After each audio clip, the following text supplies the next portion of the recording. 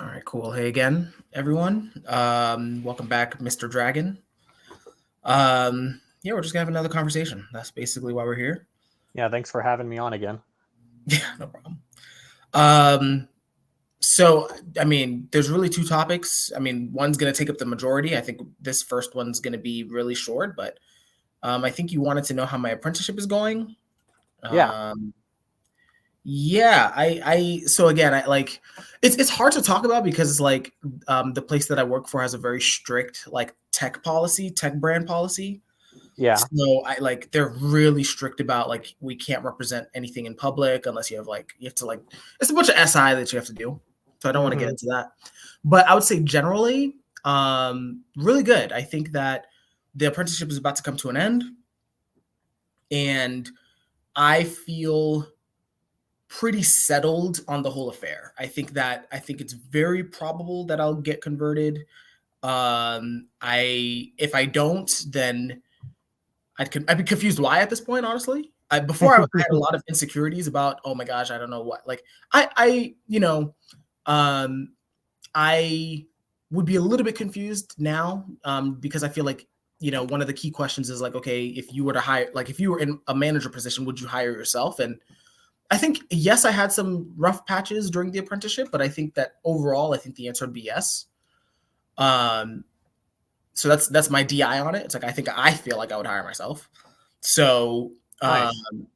I think that yeah. So now it's just a matter of within the next 2 weeks, just kind of winding down, preparing for my final presentation, finishing up everything that I can on the project, and then waiting for the final decision next Friday. So Pretty exciting. Do you think what we talked about the other week helped you mentally prepare for it?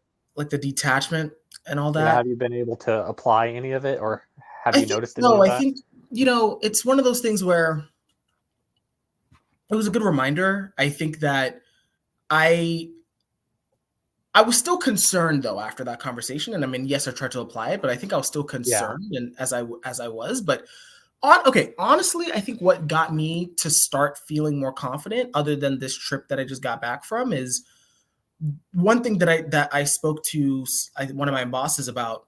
I was telling them I'm super stressed, right? And they're like, they were kind of laughing at me a little bit. They were like, Reggie, there's like 2 weeks left in the program. Like, if you don't know if you're getting converted or not, there's something wrong, right? Because Mm, it's like what's gonna happen in 2 weeks that's gonna drastically change our minds, you know? I mean, yeah. of course, unless it's like something catastrophic, right? Yeah. But it's like so what it actually what my manager actually taught me was kind of the value of trying to get very direct feedback Uh-huh. upfront, right? Like it's okay to ask, "Hey, would you hire me?" Or it's okay to like and what's funny is that I learned these techniques in sales when I did sales. It's like the art of kind of asking those hard questions. Oh, really? But, oh yeah, I mean yeah, it's like you have to because it's like with sales, it's like sales is ultimately like you have to convince someone to get committed to you when they have a whole bunch of options. Uh, And so with sales, like one of the common questions would be, hey, would you move forward with us? Is there any reason why you wouldn't move forward with us? Is there anything we can do to help change your decision or influence your decision? Like you have to be that direct, oh, right? yeah. Because otherwise it's like, if you ask, hey, how are you feeling about the product? They'd be like, oh yeah, I'm thinking about it, which means no. Yeah. Yeah. And so it's funny that I learned these techniques, but maybe it's because I'm in a different context and I didn't think to apply it, or I just don't like being salesy, to be honest. Yeah.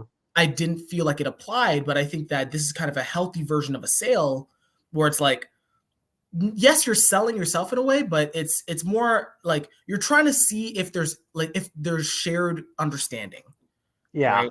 That makes And sense. so I think it's okay to ask those kind of clear questions. In fact, so one of the things that I was introduced to as a concept last week is this concept of radical candor. So apparently, if you look up radical candor, there's TED Talks on it. There's a Huh. lady who I think wrote a book on it. It's really great. Radical candor is so if you imagine there's two like a graph, an x graph or a Yeah, I'm not cross. sure what candor is. Candor is like honesty. Okay. Yeah. So imagine a graph like this. And on one dimension is how caring you are. So whether you care about the person or you don't care about the person. Yeah. And then the other side, imagine how direct you are in confrontation versus how passive you are. Yeah.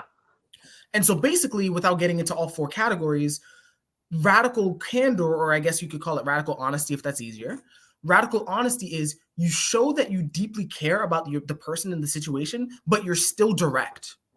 Yeah. Right. And what that does is that builds trust and that builds enough feedback to change. Right. It almost to go sounds back, like a therapist approach. I mean, sometimes. I mean, I've had plenty of passive therapists. Oh. Me personally, yeah, I've had a lot of passive. You know, they'll just say what you want to hear, basically. But yeah, I mean, a good therapist would be radical candor. Where it's like they're kind of confronting you gently or lovingly on certain things, like traumas Yeah. and bad patterns and stuff like that. So yeah, so I think that when it comes to this apprenticeship, basically what I was being taught was, you know, it's okay to have those radical, honest conversations. It's like, hey, I care about this. I want to be here. I would love to. If there is anything else I can do, then great. Tell me. I'll do my best to implement. But where do you stand on this? Right? That's a very direct question. Yeah, and it comes at it without a lot of that needy energy too, which is helpful. Right. Yeah. It's not like baggy, and it's not like asking full of anxiety, even though, of course, you're going to feel anxiety. And I think that you recognizing you feel anxious is probably a good thing. And especially when you're feeling that way, but it's not hindering your approach. Yeah. And I feel like that was one of our takeaways from the other week. Yeah. Yeah, exactly. So yeah, not being attached to the specifics of the emotions or the situation or whatever. It's just kind of, and not running away from the emotion either. Correct, exactly. So yeah, that's how I feel. I feel pretty, I don't want to say pretty good. I don't think that's the right emotion. I think I feel pretty settled. I think settled, calm. I'm not worried about it anymore. I'm not. Yeah, it's just kind of like I'm just waiting at this point. I'm like, okay, you know, I'm still gonna do my best as it comes. Yeah, exactly. Well, good deal. I'm happy to hear that. Yeah, no problem. So yeah, so I think let's move to the big topic then. Which is, what was it? I think I'll just try to explain it. Yeah. So, having some discussions with some people recently, and of course, being in a server with a bunch of other typology systems in use, the topic I wanted to bring to the table today is about how much are we relying on the terms of these typology systems as like a substitute for meaningful conversations and listening with intent. So you would hear like a lot of I guess people in what they would call the MBTI community would use something like looping as a concept. And it's like whenever they're having issues or feeling down, they will just say like, "Oh, I'm looping." And there's other times where people are trying to communicate like their real feelings or experience, and then someone might just jump in and just say like, "Oh, that's this function." Yeah. And I know some people in the community really feel like brainwashed by these terms because they feel like they can't operate without these terms in their head and like labeling everything. They can't think about what someone's saying or the connections to people outside of these terms. Yeah. So basically, we want to talk about that. I think that I'm just going to share my thought on it that I just thought of. Go ahead. There's a quote by some postmodern person. I forgot who it was. Maybe it was Derrida, maybe. But the notion of the representation of the thing is not the thing. Yeah. Right. And so how I've always viewed typology is it's a language. That's how I think that's the most fundamental core. If I had NI, I would call it the NI that I have. It's a language. You're using it to communicate things, right? Yeah. That's what I would agree with, calling it like a tool. Exactly. So yeah, you're using it to communicate patterns, you're using it to communicate observations, you're using it to communicate dynamics between people, stuff like that. And what's nice about the language is that it's very, I think with OP especially, but I think with all these typology systems, it can get you to the it can keyword emphasis on can, it can get you to an understanding very fast, right? So if I, for example, if I share, I'm gonna use Enneagram actually. Enneagram is actually a really good example of this. Hey, in Enneagram, you're a 3, right? Automatically, there's a whole bunch of I don't know if you know Enneagram, but for people who are in Enneagram, there's a whole narrative and a whole bunch of associations with the 3. They're image focused, they care about their reputation, they want to appear successful, even at the cost of their authenticity and stuff like that. All this, like, an entire story is baked into a number. Yeah, and like a positive growth direction and a negative growth direction, right? Exactly. You have all that. Positive growth, compatibility, all that. All of that is baked into, like, it's like compressed into one word or one phrase. Yeah. Right? Now, I think typology does that a lot, right? Where it's like you're compressing like layers of understanding into one word, one or two words, right? Yeah. Which is great, because what ends up happening is that when you start talking, it's like, hey, I'm trying to share my FI. People know to shut the fuck up, basically. You know, for example. The problem that I think you're pointing to is there's a dark side to that, where because the representation of the thing is not the thing, many times people will say something, and because they know the definition, they think they get it, but they don't actually understand the deep experience that's underneath it. Right? Yeah, it shuts them off from listening too. Exactly. So they're like, oh, like, let's use the FI example again. Someone's expressing themselves, and then, like you said, another person jumps in and it's like, oh, that's just FI. Like FI, all FI users like are irrational or whatever. I don't know. Yeah, why are you doing your saviors, man? We're all FE here. We don't want to hear your junk. Like get out of here. Stop being your saviors, bro. Exactly. And it's like, okay. For some, I think sometimes people do that as the shorthand that I was talking about, because like they do have the understanding and they just want to shortcut it. Yeah. But for other people, I think that when they do that, when they say, oh, that's just FI, you know, like do your demons. I've seen this narrative. Do your demons only. And I'm like, okay, do you even know? First of all, do you even know what you mean by that? Practically. Go ahead. I was just thinking how it's kind of insulting to me as like an IP, because it's like, dude, you don't even know me. Shut up. Like, listen to me first and then come to a conclusion. Exactly.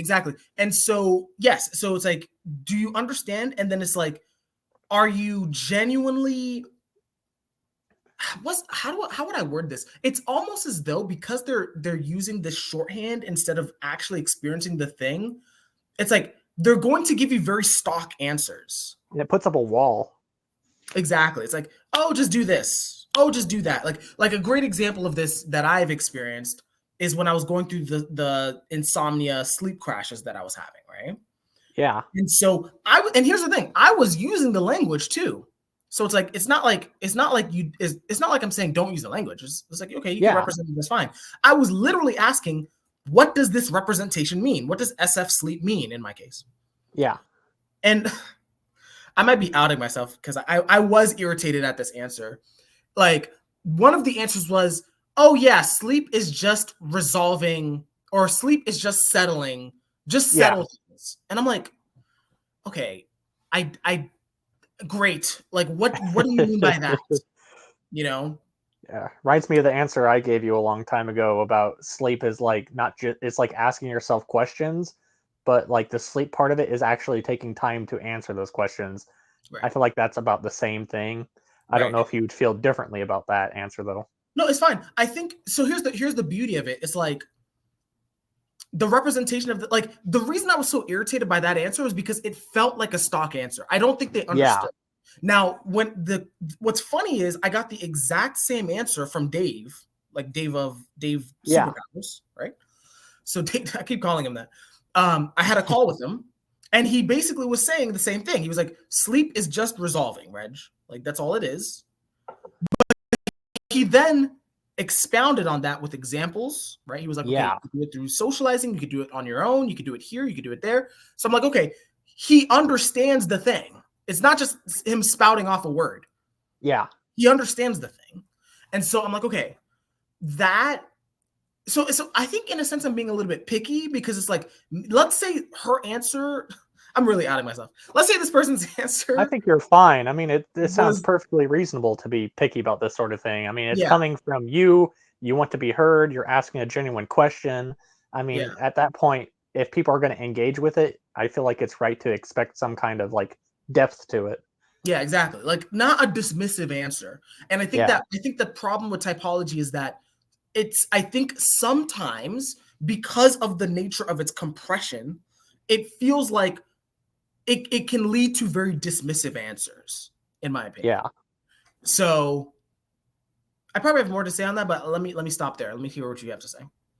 I mean, it definitely feels dismissive, and I feel like it's because people aren't always interested in listening to what the other person is saying. Yeah. And it's like, how do you expect people to not feel isolated in communities like these when you can't like just talk about an experience without it being labeled? And it's not like, it's like the label is supposed to further the understanding and help the communication, not substitute it. So when someone's like having a hard time thinking of how to word the example, but if they're like trying to explain a struggle they're having, it should be like taken at face value. And then like if you're having a hard time understanding, then use the label to be like, does this match your experience of what you would define as like FI or NI? Yeah. And then through the terms, it helps connect our differing perspectives to then come to an understanding. And it's like, instead of trying to get to that point and putting in that kind of effort, people just jump on the label to move on to the next. Like, oh, I'm worried about this stuff. I don't have time to listen. So I'm just going to throw out this stock answer. And it's just going to leave some people devastated. And also, if you're one of the people that can't think outside of these terms, then there's like some trouble there as well. And it's like, it's not bad to like have these terms like occupying your mind with like someone saying something and you have a label you want to throw at it. Like that's fine. But the problem is when you like act on that attachment. Yeah. So it's like, if you're talking, I can think in my mind, oh, like, oh, he's probably just kind of doing his FI now. But it's like, okay, let me listen. And then I can ask further questions. And then if I actually want to understand, I can get to a deeper level of what you're trying to say. And then our connection there'll be more positivity that comes out of that, instead of me just like throwing a label on it to throw it in the trash. Yeah. Now I am wondering, so the thing with typology is that it's very circular, right? It's like you can make an argument, and then it's like you could use the same system to either justify or question your argument. One thing that I'm questioning as we're talking here, we're both getting triggered by this like reductive language, these labels, right? Yeah. Now in OP, in OP specifically, this annoyance with labels is often attributed to Savior NE specifically. Yeah. Which we both have. Mm-hmm. And so it's like, okay, how much? So then here's my question. How much of the irritation we're having is just genuinely due to this phenomenon of being annoyed by labels due to having Savior NE? And how much of it is something that is shared beyond us, if that makes sense? Well, I feel like from what the point I'm trying to talk from, it's not so much label as it is like messing up the FE and the connection. And there's like a bunch of other ways you could connect to my type. So there's like other aspects of it there. But we've all known like some other people in the community, some I guess could be like of certain animal stacks that are like struggling in the community, or like having trouble processing themselves to where they just like, oh, I'm just doing this, so now I'm doing that, and now I'm doing this, and then does that mean I'm this, or does this mean I'm that? And they get themselves into like a mental F off, or whatever you want to call it, to where it's like damaging a person, like the person trying to only operate in these terms instead of like trying to understand their actual experience, because they're trying to like make OP more than what it actually is, to like be a more like a whole encompassing life experience of a system. It's not built for that, and people trying to use it for that, it's gonna like be very damaging. And I feel like the culture in the community isn't ready to handle that sort of thing. And I feel like the reason why I want to approach like how we're using these terms and what we actually want them to be is an important part to help protect against that and to add positivity. I relate to that a lot. I think I used to stress so much about this. I think, you know, I truly, the thing is too, is like, I think OP used to be branded, or it used to advertise itself as like, this could fix your life problems. Yeah. Right? Doing your last animal can fix most of your life problems. Doing your demons can help you fix your life problems. Yeah. So on and so forth, right? And so I always call it like one of the most growth-orientated systems because of that reason. Which is great, right? But I think because of that promise, then there's a lot of investment in trying to figure out your type and trying to interpret everything through your type, because you want that growth, right? So for me, I remember, I mean, the whole reason I got into OP was because I was having a hard time at work. I was having a hard time emotionally. And I would send Dave and Shan videos of like, I was confused by my type, and I was like, man, if only I knew what Blast was, or if only I knew what SF Sleep was, it's like these problems would be fixed based on what you said, right? You know? And that ends up, as you mentioned, it turns into this K-hole, this loop, this, like MBTI said, it's like it turns into this looping effect where it's like you have a problem, and because you believe the problem can be solved by your type, basically, then you're obsessing about the type.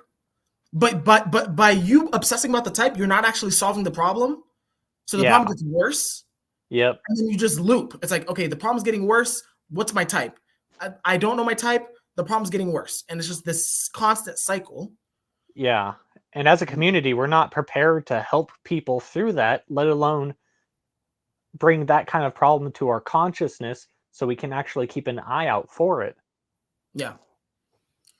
Yeah, exactly. It's like, yeah, what, like, so for example, yeah, what do you do when someone comes into the OP community depressed and they're like, yeah, I don't know my type and I'm depressed, and like, what do I do? It's like, yeah, it's like we're not therapists. Yeah, and it's not like throwing terms at them is going to help either. But I think people believe that, though. That's the thing. It's like, I do believe. So I know I said the representation of the thing is not the thing, but I think people do believe the representation is the thing. But like, if I do know your type, then I can show you your demons in OP at least. I can show you your demons, and then if you do what I tell you to do, then you'll be fixed, right? Yeah, it gives you a path of some sort. And I think that, let me see how that's true in my experience, because I've experienced this very recently as well with sleep, of like, you know, understanding that it's resolving, understanding the examples that go along with it. Has it changed my life? I would say so. I think that so, and it's weird because it's like, on the one hand, it's true, right? It's like, I did need that label of sleep and that definition of sleep to help me.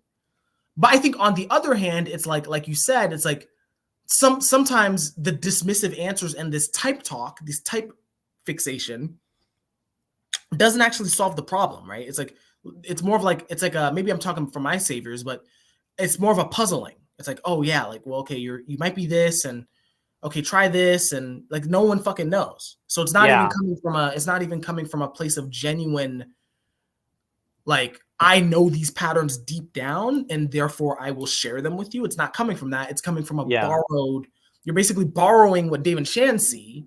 Yeah. And you're like, well, I kind of get it, so let me try and throw this at you here. Yeah, which I've definitely done a lot in the past too. I mean, I feel some of it comes from like an ego point too, where it's like, oh, I can help this person. Right. Let me throw stuff at them. Right. Yeah, I think that honestly, okay, so now that I'm talking it out, I think maybe it's not the label itself, it's the lack of understanding of the individual using the label, right? Exactly. It's like So taking yeah, place of the authentic communication. right. Yeah, like a therapist or a psychologist who's deeply studied these things and knows like what these labels are and what the call signs are and stuff like that. It's like, yeah, they'll use the label appropriately. But I think, yeah, it's like, yeah, so it's not the labels, I don't think. Yeah. It's the do you have the understanding underneath the labels or are you just using them blindly? And I think that most people in the OP community specifically use them very liberally, very blindly. I think that it's very irresponsible how they're Yeah. used. Yeah. People aren't okay these days just saying like, I don't know. It could be like this long list of things. I'm sorry about your problem, but stick around and maybe we can dig deeper as we discuss. But like let's talk it out some more and like let me hear you and your experience and I'll do what I can, but I'm not promising you anything.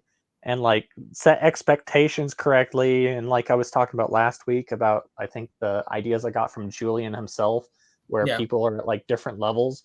You need to understand what level someone is at to know what's like the best help to move them up a level. Mhm. Yeah. And it's like there's also other people in the community. Like I think I remember said that talking in one of the hangout streams about how she would say the OPS has probably hurt her more than helped her. So there's like people of that experience too.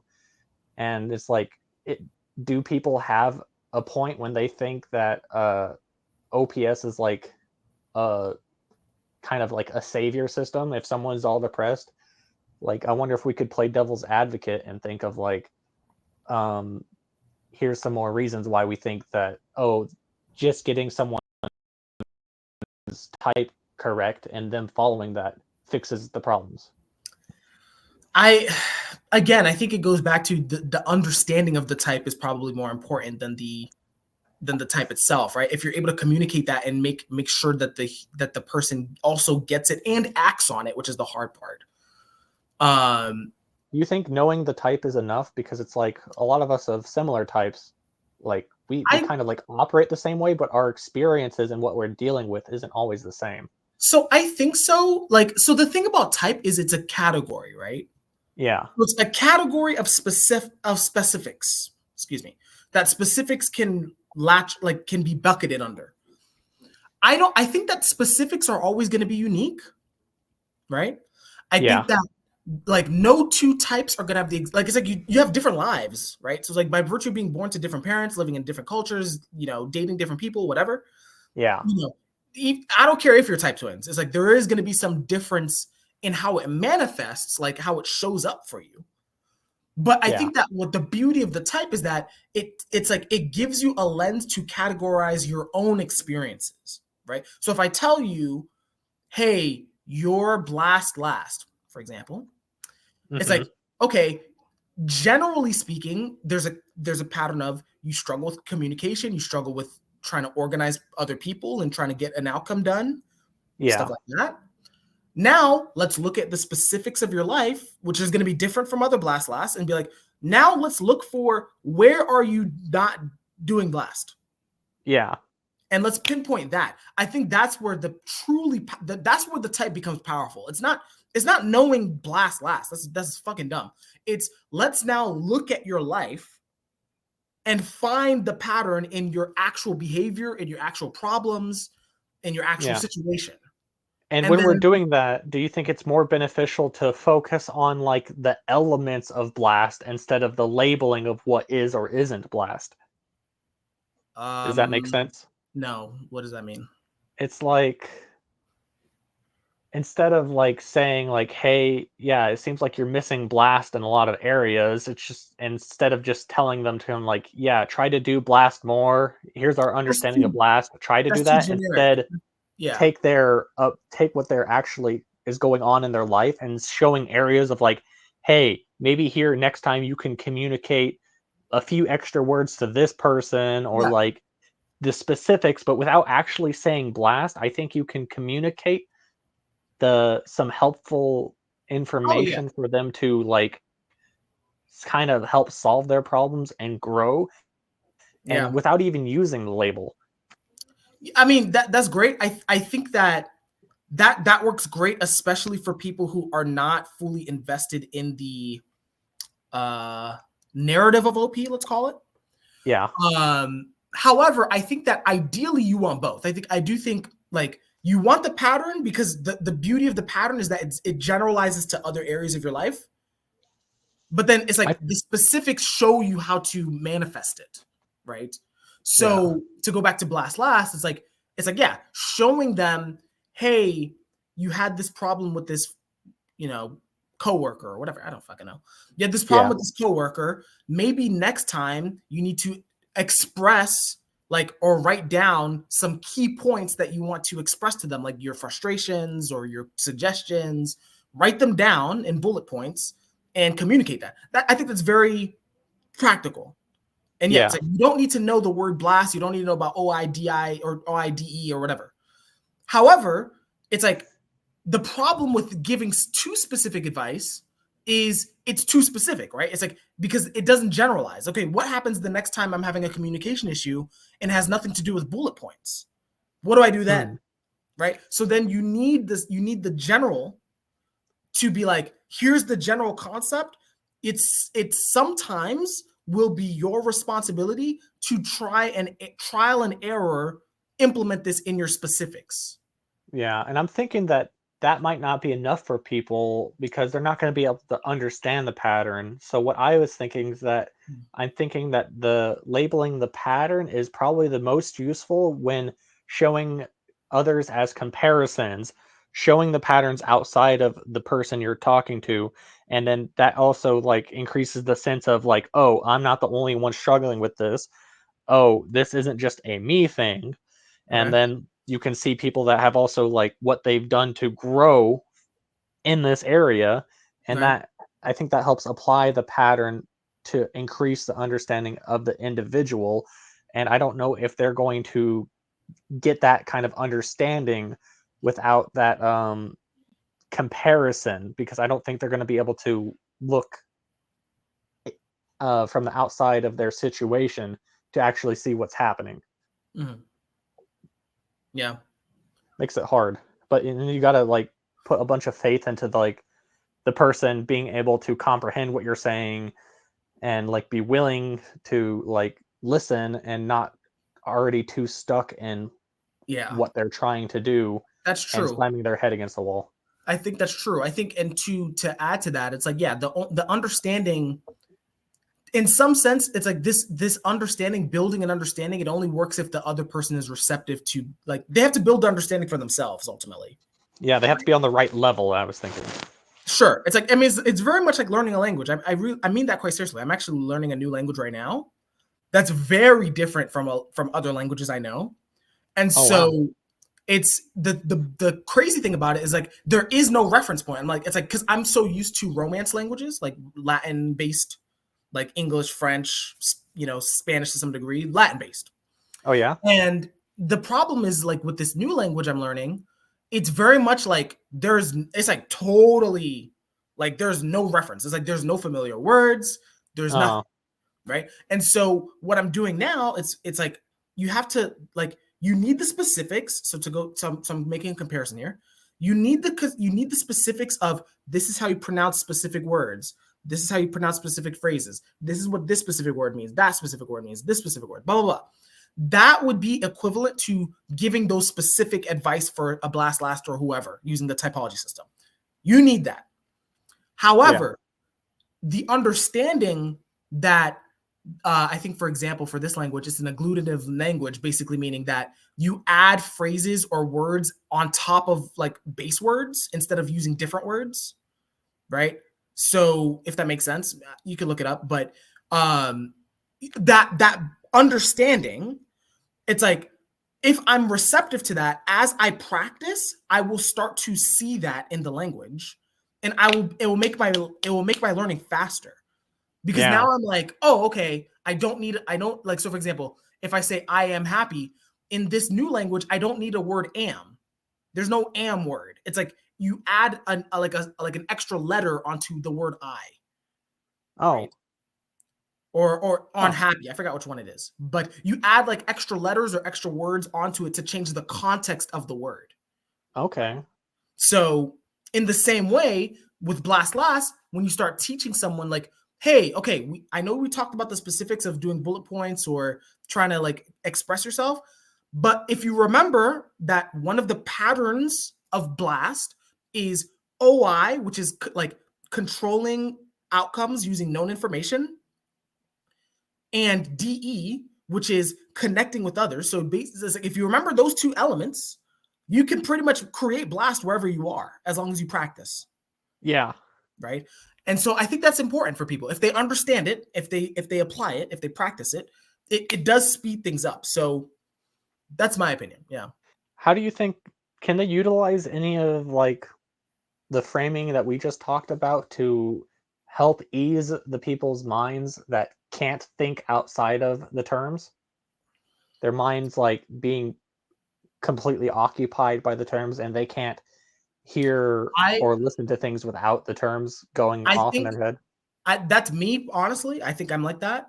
I think the best advice I would give is try and reconnect with your actual lived experience, what you've actually experienced. There's nothing wrong with the terms, but show me in your life where this is happening. And you know, people who will do that. They're like, oh yeah, this is Blast Last, and my friend was this, and we had this energy dom, info dom conflict, and blah, blah, blah, blah. They'll go all into it. Yeah. Then, so it's like, okay, that's fine. I do that. That's fine. But let's be more careful then. It's like, let's look at the definition of Blast. Are you sure that this was a Blast Last problem? Just based on the definition.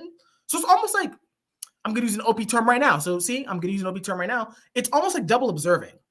Yeah. It's like people who are too addicted to the facts, they need an understanding to help speed them up. People who are too addicted to the terms and the understandings, we need to ground them back into actual experience so that they don't spin off and think of the wrong things. Yeah. Basically. I would put it in the box of balance, like everything seems to go into. Well, yeah, exactly. Yeah, double observing, yeah, balance, yeah. Crazy. Yeah. I do struggle with it in the areas of like what I would define as my decider issues, because it's like when you want to help someone and they're trying to learn how things work, and you're trying to like give them advice, but then they're going off on like their unconsciousness. And for me being like play last, it's hard for me to stick with that. Yeah. And it's like, I don't know what to do in these situations. And it's like, there's this one guy I've been talking to, and hi, if you're listening, you know who you are. And I know you won't take too much offense to it. But it's like, I've tried to give the advice of like, hey, instead of writing me like single sentences and jumping to points and I have no idea what you're saying and no context, try taking these ideas and putting them into like a notepad, construct a paragraph, and consider like my perspective reading it, and then send it to me, and like, let's try that. And the person hasn't done it and they struggle to do it, and then I like point it out, and it like becomes a pain point. Right. And it's like exhausting for me, it's hard for them, and it's like I'm decider stuck in this situation because I don't really enjoy doing that. I don't think they're getting anything valuable out of doing that. Yeah. But it's like we're still going to talk and we're still good. It's just like a pain point. Right, exactly. I think that without getting too specific, I think that's what I experienced in my apprenticeship to some degree. It's like I was the unreceptive one. Honestly. Where it's like I was getting feedback, and I, for whatever reason, it's like I wasn't applying it, I didn't understand it, or whatever. So I can share from my perspective what helped me. I think first of all, like Dave gave this really great piece of advice one day in a live show, I forgot which one, where he was like, and he's given it in Q&As as well ever since, is unless there's a gun to your head, metaphorically, unless there's a severe situation that requires you to do something, you're most likely not going to do something, because we tend towards convenience, right? And so for me, there, until I saw that, okay, if I don't listen to this feedback, my job's on the line, basically. Mm-hmm. Until there was that, there, like, I could have gone on for months not listening to this advice. I'm like, all right, whatever, take notes, or hey, whatever, like read the code differently or whatever, like whatever. Like, and so I think that's the first thing I would say, is that necessity is the mother of invention type of thing. Necessity is what drives a lot of these improvements that you're hoping for in your friend, right? And so for you, unfortunately, maybe they don't see it as necessary to do this. They're like, all right, I mean, Dragon gets it clearly. Like, he's complaining about it, but whatever. It's like, so one way to improve that is, if you do care about this person, raise the temperature a little bit and be like, look, that's what I've been trying to do, kind of. It's hard. I mean, yeah, it's hard because like it's like, are you gonna really burn down a friendship over them doing bullet points? I don't know if that's worth it. But it's like, whether it's with you or whether it's with again, and maybe it goes back to pointing to specific scenarios in their life where they're struggling and they have the pain.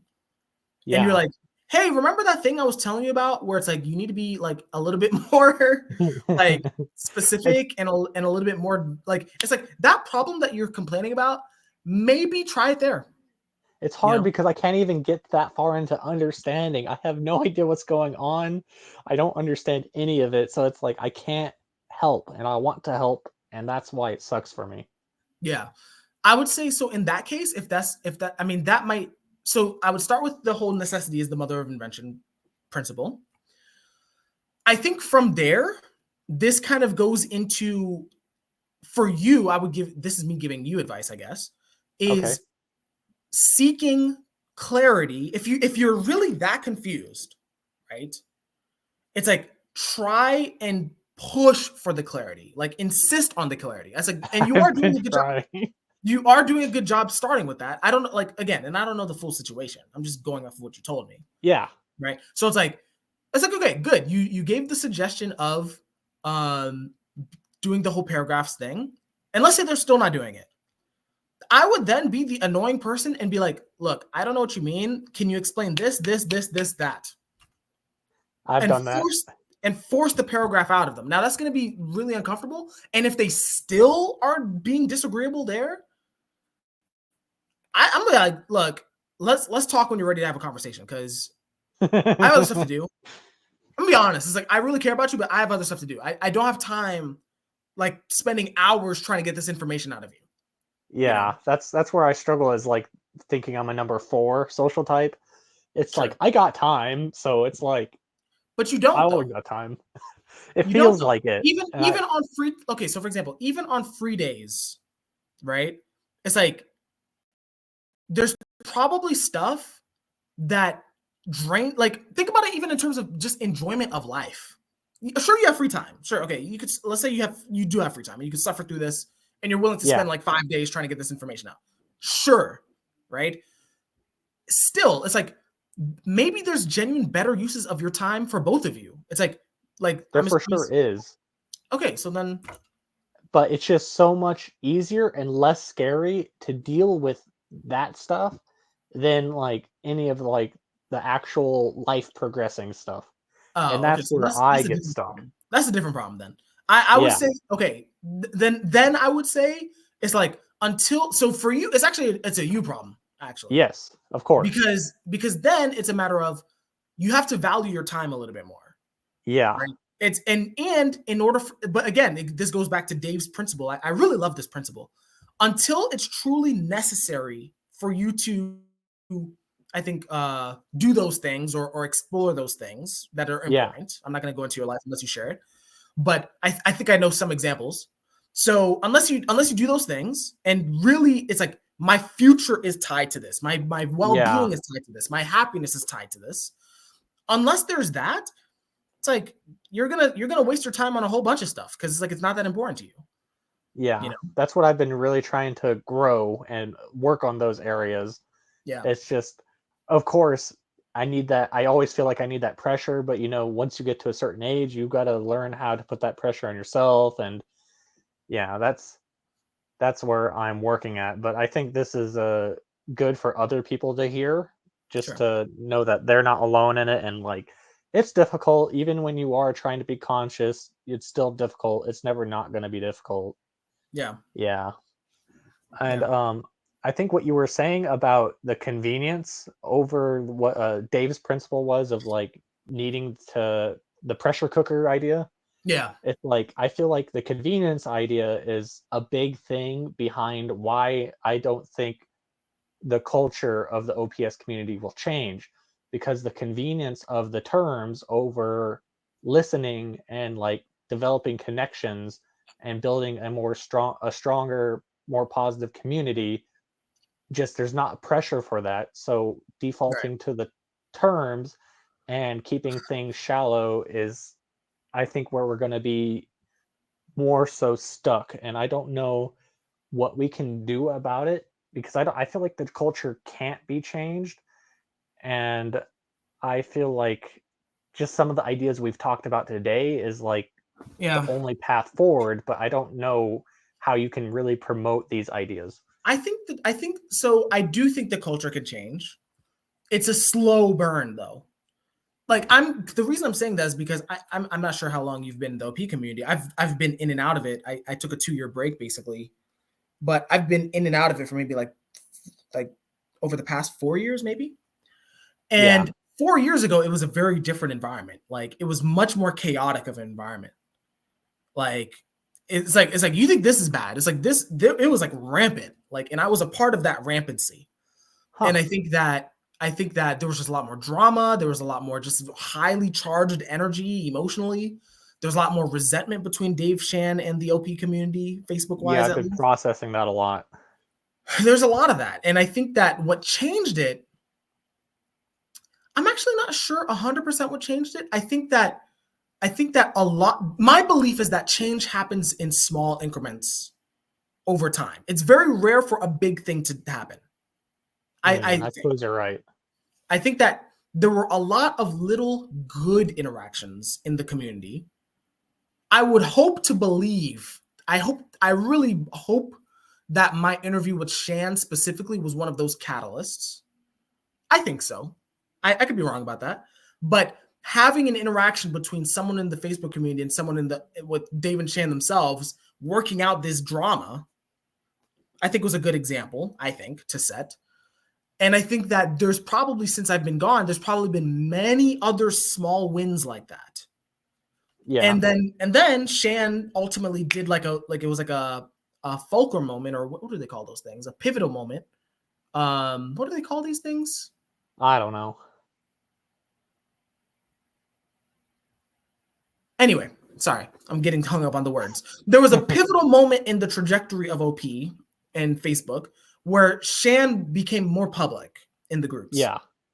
Now, some people don't like that. I get it. Some people feel like it's a little bit more pressure. I get that. But I think what that did is that now there's more of a sense that there's a mutual connection and a mutual investment here. Yeah. And I think that has changed the culture for the positive. There's still drama. You can still see this. There's still dumb posts, in my opinion. But I think the vibe of the place is overall more positive and worth investing in. But I think that this wouldn't have been possible unless there were all of these small things that happened beforehand. Yeah. You know? It definitely seemed like it had a build up to the change. I have never touched the Facebook group, but I'm aware of it and I've heard things. And I was, through some of the conversations I was having recently, I'm almost feeling like we're still not in a great place between like the community and Dave and Shan. And what I was processing is, I feel like there's two positive directions that Dave and Shan could go, where they should either take a further step away from the community or a further step into the community.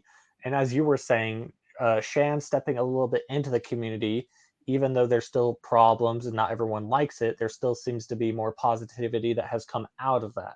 Yeah. Do you have any thoughts on this? Can you summarize? I feel like I spaced out a little bit. I think, okay. Basically, I don't think we're in the best spot. Would it be more positive if Dave and Shan moved further from the community and interpersonal further away? Yeah, or closer in. I think closer in. And then I'm thinking about like, what is the sensory of that? It's a balance, right? It's a balance because I mean, I feel for Dave and Shane because basically there's a whole bunch of parasocial relationships that's going on, right? Where it's like people think they know them, and it's like if you do get closer, you're opening up the avenue to like really, really toxic, like clingy interactions. Yes. So there's that risk. There's that risk. I think though, you need that relationship though. I think that you need that bond and that communication of trust, so that people feel more safe to open up, feel more excited to share things. I feel like where they're at now and where they were kind of at before is like arm's length, and I feel like the arm's length distance has made the parasocial elements worse, because it's like it feels like some people kind of get their emails read, other people kind of don't, and it's like this weirdness. And like Dave and Shan answered me, oh my god, I feel this connection, I want more of it, it's feeling this need and this craving. It's like a once in a lifetime opportunity, and it feels like that's where a lot of the negativity comes from, and like all the other past drama I've kind of heard about and don't understand all of it. And that's why I feel like they either need to really put up the wall or open up the communication flow in a more honest way, to where they can be more clear about like, yes, we're here. No, we don't want a relationship with you, but here's our opinions on this thing.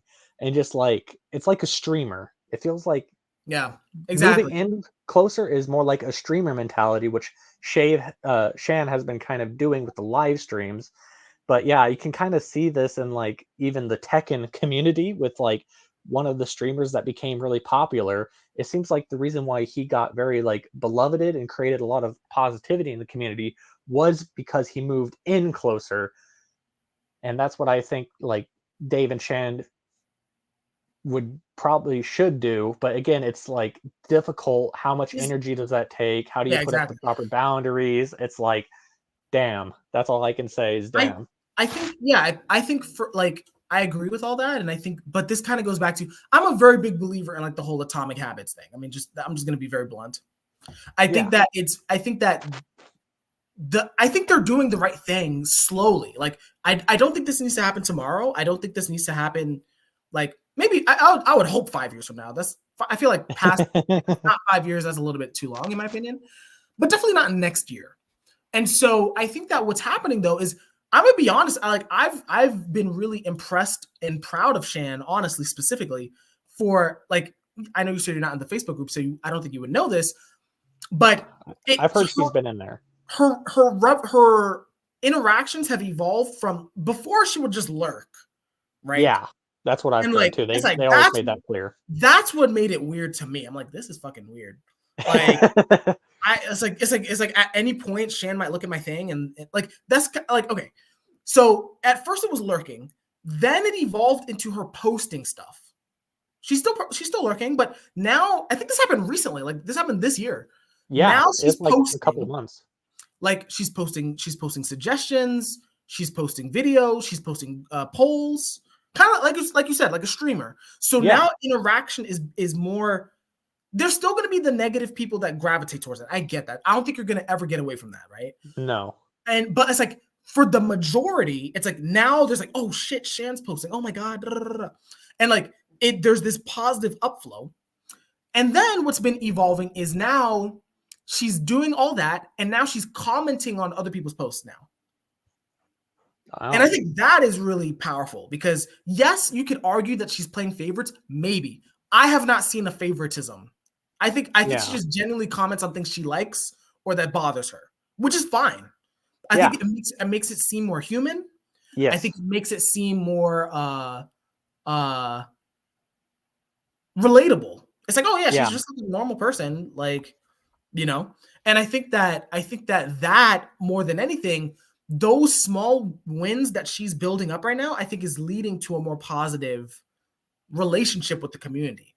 I don't think there's going to be any one big thing that Dave and Shan could do. I think Shan is taking the lead on it, which is fine. I think that over time, as she builds these relationships and builds these habits of connection, I think over time there will be this uprise in the emotional tide. I don't have FE, but that is my belief.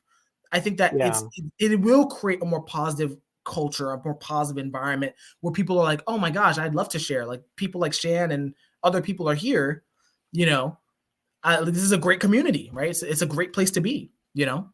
Yeah. So I think it's definitely going in a positive direction. I just am worried that it might not be like progressing fast enough.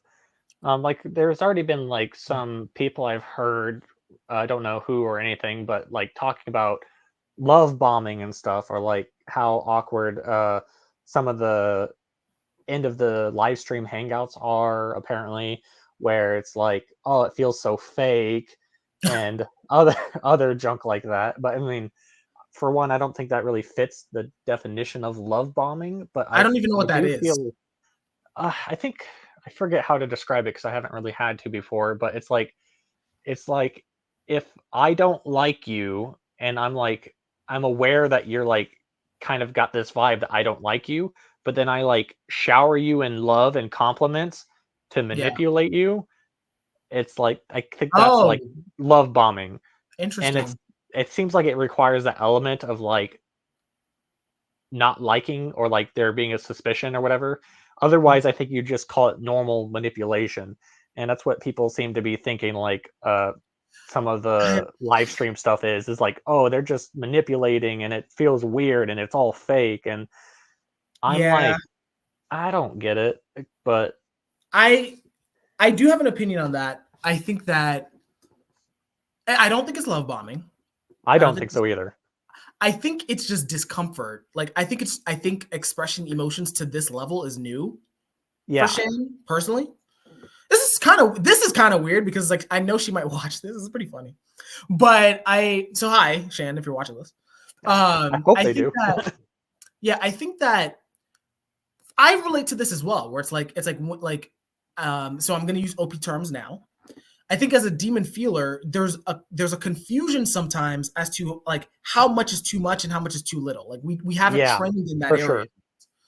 And I think that like in my opinion, I think Shan is in the process of calibrating. That's how I would describe it. That's how I feel as well. Right. And I think one of the great signs of this actually is recently, not to, I mean, it's public, so I guess it doesn't matter. But recently, sometimes not in the live shows necessarily, but in the Facebook groups, she has expressed her frustration at people. She's like, yeah, you don't actually know what the fuck you're talking about. I'm like, oh, yeah. Okay. It's not just she's happy and trying to be all fake positive. It's such a good balancing point. Like you see that like on the streamers too, where they like see someone in the chat and he's like, shut up, you idiot. And ban that person. Yeah, exactly. Yeah. So I think it's a calibration process. I think how long has she been doing the lives? It's been probably maybe a year by this point, right? Oh, I don't know. Yeah, it's been probably close to a year. I think it started 2023 around this time. And so, yeah, it's been a year of calibration. And I think she's finally getting to her rhythm where it's like, it feels like the positivity is her. It doesn't feel like a performative thing. Maybe it was performative at the beginning. Sometimes I do feel that way. I will admit that. Sometimes it did feel that way. I'm like, okay, you're doing hearts a little bit too much. Like all right, I get it. Like, you know what I'm saying? But I think that again, that goes back to the calibration, and I think that goes for anything new, right? It just takes some time to get used to these things. And I think that she's doing a great job. I think that now we're at a point where what I'm fascinated with is now that calibration is coming to an end, it's like, okay, what are the, like, where is the, I'm going to say this and hopefully it doesn't sound too wrong. Where's the real Shan now? Because now we've gotten the calibration. Where it's like, where is the like almost, it's like, this is a distinct perspective with Shan. Now, and again, it's like, I'm saying this with the acknowledgement that I feel like she has been real throughout the process. I'm not so I'm not saying she was fake. Like, yeah, but it's like for me, the streamer analogy is actually really good because there is certain streamers where you watch them and you're like, I really get this person. Yeah. Right. Like I truly, it's like it does feel parasocial in a way, but it's they're so authentic that they're like, oh, I totally like. For me, it's Nicholas Light. Like I love that streamer. He's like an anime reactor. Love the guy, right? He's really great. But it's like it's because he's gotten rid of all the fake bullshit. He's gotten rid of the calibration. He knows what he's doing. You could tell he feels confident in himself. And it's like now it's like a very organic flow when he streams. Whereas with Shan, I'm like, I think she's reaching that point now. I think at the beginning she was nervous, but now she's reaching that point where it feels more natural. She's been doing this for a year. So it's like, okay, you've been doing this for a year. Let's see what this looks like now, you know? Yeah. I think that plays into why I feel like I'm worried about, I think we're going at a great pace now, but any slower, what I'm worried about is old wounds resurfacing. And I feel like maybe that is probably when the real Shan gets out, is when Dave and Shan start talking about like past scars or like mistakes they made with the community, and like on like, I don't know, this might be pushing it too far, but just like an open acknowledgement and like a moving forward through like what some of the community might still be caught up on. I don't know how to phrase that better or how you might interpret that, but what do you think? Like, I'm trying to think of like an example. Like I don't know. What would be maybe just like making I don't know, there's some drama that I'm not confident on my information on that I don't want to talk about. The one I was most around was the whole racist definition stuff. Oh yeah. That one I feel is funny. Some people I think took it too seriously. I would say a good example actually also is social types. I think social types is the big like, I don't want to call it a red flag, but it's a yellow flag for fucking sure. Because it's like with social types, it's like, okay, like these are fine. I don't have a problem with it, but it's like you have this issue of like social hierarchy. It's like, do you believe in that? Do you believe that there are some people that are better than others? Do you believe in Gregory Clark, who was apparently the basis for some of this stuff? It's like Gregory Clark has some pretty sketchy views. Do you agree with those? Right? It's like, and so yes, if they, I mean, I personally, I feel like they're coming from a good place, so I usually don't talk about that. I'm like, all right, you'll figure it out. But I think that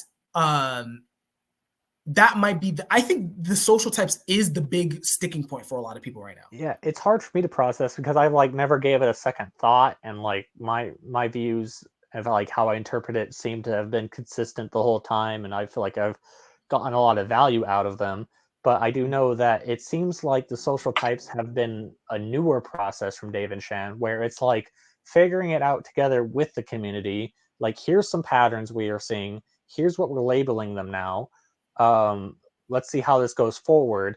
And through that, we've gotten like a lot of interesting feedback from the community to where we've changed some of the terms, labels, and like some other developments and some like other feedback. And I feel like it's interesting because it was never like brought to us through like a lens of, hey, we're still working on this, help us collaborate. And it'd be interesting to like hear them make a video on like how they approached it, what they think went good, what they think went bad, and like having that kind of like honesty to it that like shows some of the negative and like how things developed and like the reflection on it. I feel like that's kind of what helps in like the same kind of streamer dynamic, making them feel more authentic and adding more positivity. And it's not like a Mr. Beast situation where it's like no, I'm still the cult leader, we're still good, you guys listen to us still, come on, keep giving us your money.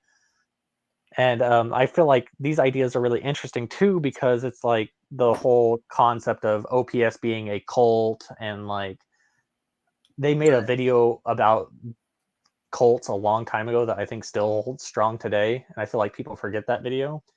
But it's just like, I feel like it's interesting to think about the cult dynamic in how it's progressing and how Shan coming more into the community seems to me, at least, to help get rid of some of the cult-ish feeling. How do you feel about that? It's been a while. I mean, yeah, it's been a while since I felt like it is a cult. But from the, I will say from the outside point of view, like from my like, I have plenty of friends who aren't into typology at all. Like they still would look at me and they're like, "What are you like? What are you doing?" You know. And so I think that I agree. I think that Shan coming into the community is a great move. I think that Dave opening up the typology to like businesses and to like, you know, people who like may not be interested as much, I think that's also going to help some. He's been doing that, or is he going to do that? No, they are doing that. They made an updated website, objectivelytyped.com, if I'm not mistaken. Oh, I have no idea about that actually. Yeah, so there's still the regular typing, and then there's what do you call snipe typing, where you could type your friends and family without them having to submit a video, like just submit information about them, consensually, obviously.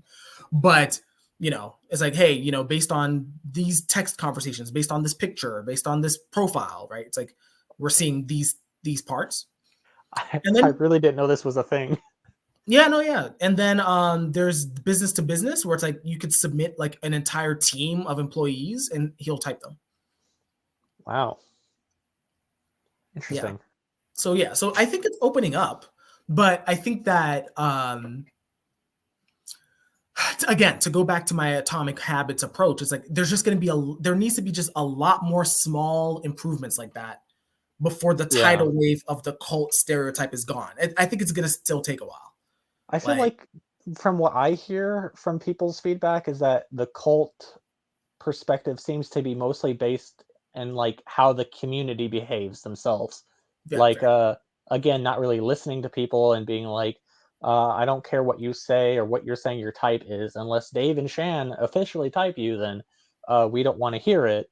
And like, oh, you don't know anything until you get officially typed, or if you're not in the class, then you don't have an opinion on like what this means or that means.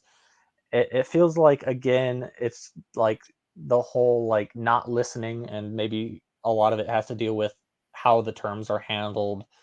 I don't know. I don't know if you have any experiences seeing that, since you're a little bit more involved in some of the areas that I'm not. Let's see.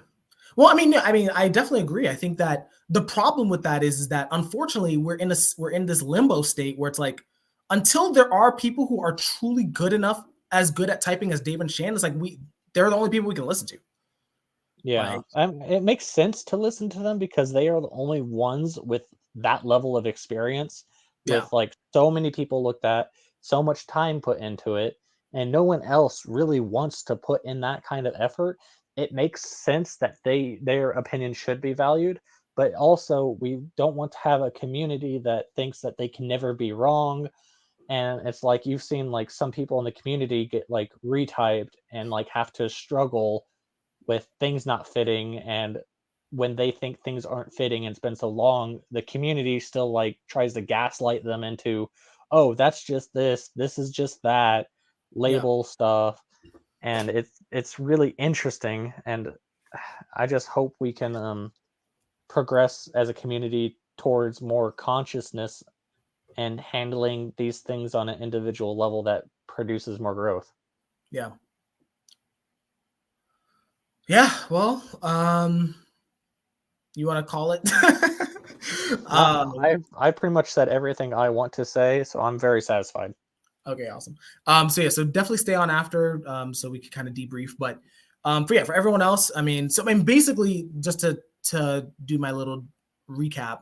So we basically talked about like the reductive approach to typology, or the reductive nature of typology sometimes, where it's like people mistake the labels for understanding and like they kind of dismiss you, and like how to approach that. And then I think the other major topic was just kind of like how the OP community, like how it's doing, I guess, and how it can be improved. Yeah, what's the positive direction to keep moving in? Exactly. So for everyone, hopefully if you guys have any thoughts on that, feel free to share. Love to hear it. But as always, thank you, Mr. Dragon. Truly appreciate it. Yeah, anytime. Yeah. And for everyone else, thank you for watching. and we will see you on the next one. Take care. Bye.